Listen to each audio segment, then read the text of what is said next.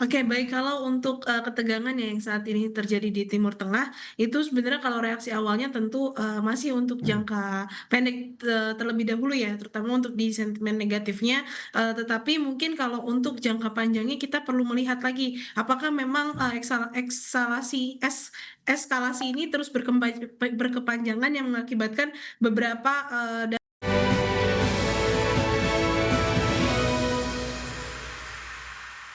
Untuk berbincang pagi hari ini kita sudah terhubung bersama Mbak Sulistina Primasuci, Head of Investor Relation Mandiri Utama Sekuritas. Selamat pagi Mbak Sulis. ya selamat pagi Mas Vicky dan teman-teman investor semuanya. Baik, terima kasih sudah bergabung sama kami di Market Mas pagi hari ini. Semoga sehat selalu Mbak Sulis. Baik, kita ke informasi yang kemudian juga cukup mendapatkan reaksi dari investor terkait dengan eskalasi geopolitik Timur Tengah terhadap IHSG. Apakah ini sebetulnya hanya sentimen jangka pendek atau berpotensi memicu koreksi yang lebih dalam, Mbak Sulis?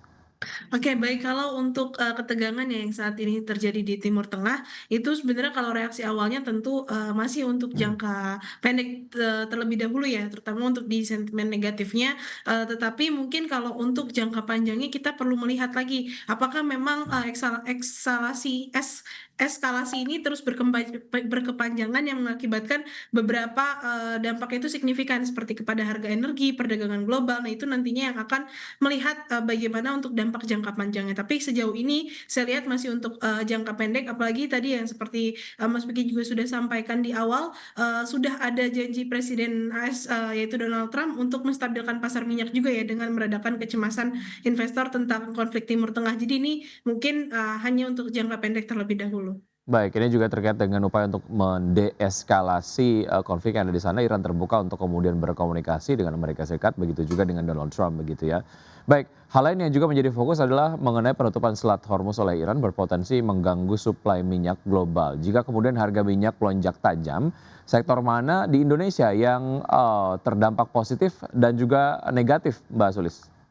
Oke baik, kita fokus ke yang positif dan negatif, tetapi memang kalau memang ada, terganggu ya dari suplai minyak atau dari penutupan Selat Hormuz ini, itu, akan memicu lonjakan minyak harga global itu sampai dengan sekitar 20-30% ya, akan mengakibatkannya. Jadi kalau untuk sektor positif sendiri, ini saya ada 3 sektor. Yang pertama ada di energi, terutama untuk di bidang upstream oil dan gas, terus juga yang kedua ada di, LNG dan gas, dan yang terakhir itu di batu bara ya. Jadi ya karena ada substitusi energi dari, oil ke, batu bara itu juga bisa jadi positif. Tetapi untuk yang negatif sendiri saya, ada 4, sektor, ada 5 sekitar 5 sektor ya, itu ada di transportasi dan logistik, ada consumer goods juga, manufaktur, dan yang terakhir di properti dan perbankan, seperti itu. Oke, consumer goods, disayangkan ya karena ini mau masuk lebaran biasanya, momen panen begitu, tapi kemudian kalau dilihat dari sentimennya sendiri, consumer goods ini malah terdampak begitu ya. Lalu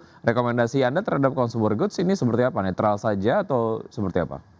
Oke, kalau untuk posisi sekarang ya karena memang sudah ada, sinyal, positif ya dari, ketegangan, geopolitik yang saat ini sedang terjadi, mungkin masih netral terlebih dahulu ya. Karena Mmm, melihat lagi ya, mendekati lebaran ini, tentu kalau belanja dari sisi belanja, masyarakat atau konsumsi itu masih cenderung, positif ya, gitu. oke. Kita beralih ke hal lain, terkait dengan Fitch yang menurunkan outlook, peringkat, utang pemerintah Indonesia, bukan, rating, namun mengenai reaksi pasar terlihat sangat agresif di perdagangan kemarin. Bagaimana Anda melihat, reaksi pasar kemarin? Ya, mungkin kalau untuk reaksi pasar terutama dari sisi asingnya terlebih dahulu ya, itu yang paling, langsung berdampak karena kan, informasi tersebut terjadi di sesi kedua di mana bursa Eropa memang sudah, mulai, open gitu ya. Jadi makanya dari sisi asing itu pergerakannya cukup masif, makanya di, sesi kedua kemarin penurunannya berlanjut ya dari sesi pertama. Jadi kalau saya lihat, dari sisi penurunan outlook ini meskipun dari sisi ratingnya tetap sama di triple B, itu udah jadi, sinyal awal ya untuk potensi downgrade mungkin Mmm. di beberapa waktu ke depan. Tetapi tetap harus kan kembali ya dari sisi indikator fiskalnya, dan kebijakan yang di negara kita, harapannya sih sudah bisa lebih baik ya untuk bisa, tidak sampai, downgrade seperti itu. Baik, artinya memang dilihat dari beberapa indikator ada possibility apa namanya, implikasi dari penurunan outlook ini bisa menjadi langkah awal menuju downgrade rating dalam beberapa tahun ke depan begitu ya? Apa yang perlu diantisipasi terkait dengan hal ini? Oke, kalau untuk yang diantisipasi memang kita perlu benar-benar, melihat ya dari sisi, datanya, karena ini sebenarnya belum, final, decision ya. Jadi masih ada potensi untuk perbaikan ya di beberapa waktu ke depan. Jadi memang harus melihat dari sisi APBN kita, terhadap, PDB, terus juga dari rasio utang pemerintah, dan juga beban bunga ya dari, penerimaan negara. Jadi indikator-indikator itulah yang, harus diperhatikan ya, agar, dari sisi lembaga itu tidak sampai menurunkan, rating Indonesia, seperti itu. Baik, dengan potensi tekanan pada rupiah, apakah Bank Indonesia kemungkinan harus mempertahankan suku bunga tinggi lebih lama atau seperti apa? Bagaimana Anda melihat berbagai macam sentimen yang terjadi belakangan ini nampaknya kemudian menjadi faktor yang akhirnya dipertimbangkan oleh Bank Indonesia sendiri untuk memutuskan terkait dengan suku bunga acuan? Iya betul, dari beberapa pertemuan terakhir kan memang, Bank Indonesia lebih, ke arah untuk menahan ya suku bunga di level saat ini. Jadi memang kemungkinan tekanan pada rupiah yang berlanjut dan signifikan ini masih besar kemungkinan di pertemuan, selanjutnya Bank Indonesia masih akan tetap mempertahankan, suku bunga yang lebih lama lagi gitu. Hmm. Karena memang penurunan suku bunga yang terlalu cepat juga itu bisa beresiko juga ya kepada Indonesia gitu, karena selisih imbal hasil dan, bisa memperburuk tekanan rupiah lagi ke depannya. Maka dari itu mungkin, dari sisi, Bank Indonesia lebih, untuk menstabilkan terlebih dahulu ya. Jadi mungkin dari sisi, sektor yang terdampak dari, suku bunga atau yang sensitif dengan suku bunga seperti di properti ataupun perbankan, mungkin dalam waktu dekat masih belum ya, atau mungkin kita coba lihat lagi di semester kedua di tahun 2026 ini. Oke, artinya kalau dilihat dari rekomendasi untuk sektor properti begitu misalnya Anda melihat, rekomendasinya netral saja, tapi kalaupun misalnya mau masuk ke, apa namanya, perbankan, big caps gitu misalnya melihat kemudian koreksi yang kemarin, apakah ini kemudian menjadi satu hal yang cukup dikategorikan tepat untuk bisa masuk ke sektor perbankan? Bagaimana Anda merekomendasikan dua, sektor ini, Mbak Sulis? Oke, kalau untuk yang pertama itu di sektor properti ya, kalau saya lihat memang belum ada katalis positif, yang, kuat ya untuk properti. Jadi saya masih netral, tetapi kalau untuk di sektor perbankan, ini adalah momen-momen yang ditunggu, yaitu, Hmm. dari sisi earning session itu sudah mengumumkan semua rata-rata untuk, saham-saham perbankan, dan memang yang menarik adalah dari sisi, dividennya. Di tahun ini kan memang sudah bergabung ya Danantara, jadi dari sisi, dividen payout ratio-nya itu akan lebih besar kemungkinan dari tahun sebelumnya. Dan Hmm. juga dari sisi harga saham juga belum begitu, naik signifikan, makanya dari sisi yield-nya nanti akan menarik. Jadi kalau untuk perbankan, saya masih, bisa arahkan untuk melakukan akumulasi bertahap ya menjelang, RUPS dan juga pengumuman dividen, seperti itu. Sektor-sektor perbankan, ataupun saham-saham di sektor perbankan maksud saya yang secara valuasi itu menarik, dan secara potensial upside kayaknya menarik berkaitan dengan earning season ini, mana saja menurut Anda? Oke, kalau untuk dari sisi valuasi dan juga, pergerakan harga sahamnya, saya condong kedua ya. Yang pertama itu di BBRI dan juga BMRI. Memang kalau melihat secara historikal, mungkin sekitar 1 sampai 2 bulan terakhir, 2, big banks inilah yang masih menjadi, favorit, net buy asing gitu. Jadi dari Hmm. sisi asing, tidak ada distribusi besar-besaran di 2, big banks ini, dan juga dari sisi dividennya juga berpotensi ya. BMRI itu mungkin sekitar 7% yield-nya, dan juga BBRI berpotensi sekitar 8% yield-nya. Jadi dari sisi yield dividen menarik dan harga saham juga masih belum, terlalu tinggi untuk saat ini. BBCA sudah premium? Oke, kalau, BBCA untuk posisi sekarang itu, harganya masih ada kecenderungan untuk, turun lagi ya, turun lebih Hmm. lanjut lagi, ditambah dari sisi asing juga masih terus melakukan, net sell ya di BBCA. Dan yang kurang menarik dari BCA adalah dari sisi yield dividennya itu yang masih, kecil, seperti itu.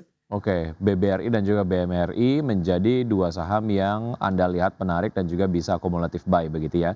Baik, kita ke hal lain terkait dengan pergerakan sektoral di perdagangan kemarin yang terkoreksi seluruhnya, tetapi sektor basic materials dan juga transportasi turun paling dalam. Faktor utama di balik tekanan tersebut apa sebetulnya?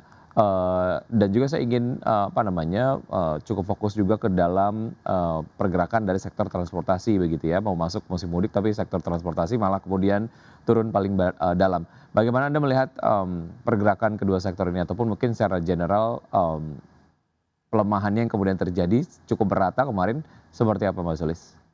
Oke, baik. Kalau untuk, yang pertama dari sisi sektor basic materials itu tertekan memang karena kekhawatiran ekonomi ya dari, turunnya permintaan komoditas ditambah resiko margin terus tergerus juga ya akibat harga energi, dan pelemahan rupiah. Jadi, memang kalau untuk basic material sendiri itu lebih kepada, faktor dari, domestik. Nah, sedangkan kalau yang transportasi sendiri kenapa terjadi paling dalam, di tengah kita akan, melaksanakan mudik lebaran ya tinggal beberapa waktu ke depan. Itu karena lonjakan harga minyak ya dari bahan Hmm. bakar dan komponen biayanya juga besar gitu. Jadi ada risk off, dan juga investor mungkin cenderung melepas saham-saham yang cyclical terlebih dahulu di tengah ketidakpastian global ini, gitu. Jadi kalau untuk transportasi sendiri memang yang tertekan dalam kemarin lebih kepada, transportasi yang ada kaitannya juga dengan, Hmm. komoditas seperti itu. Baik, ini kemudian membaca mengenai apa yang menjadi concern dari masyarakat lah ya terkait dengan konflik, geopolitik yang terjadi di Timur Tengah, berdampak kepada, naiknya harga, minyak dan juga berdampak kepada harga, BBM gitu ya, ataupun ada possibility ataupun mungkin ada, kekhawatiran terkait dengan langkanya BBM begitu. Apakah ini menggeser, selera dari masyarakat sendiri yang tadinya masih, mempertimbangkan mobil konvensional sebagai mobil yang kemudian mereka ingin miliki, mulai bergeser banyak ke mobil listrik begitu. Apakah point point of view ini juga, berpengaruh terhadap emiten-emiten, berkaitan dengan otomotif, Mbak Sulis? Ya, baik. Kalau untuk, mungkin di jangka waktu menengah ya, ini Hmm. tentu, bisa menjadi pertimbangan juga karena kan sudah ada pengumuman juga ya terkait dengan kenaikan, harga BBM di beberapa waktu ke depan. Jadi kemungkinan untuk, pengguna mobil ya, akan ada peralihan juga ya, apalagi saat ini itu sudah lebih banyak ya, sudah cukup banyak juga, untuk pengisian bahan bakar listriknya, titik-titiknya sudah semakin banyak. Jadi memang sudah mungkin ada peralihan cuma kita masih menunggu waktu ya, entah jangka menengah atau mungkin, baru mulai di beberapa tahun ke depan seperti itu. Oke, baik, mari kita akan lanjutkan usai jeda berikut ini Mbak Sulis dan pemirsa, tetap bersama kami akan segera kembali dengan pembahasan terkait dengan saham-saham pilihan usai jeda berikut, tetap bersama Market Buzz.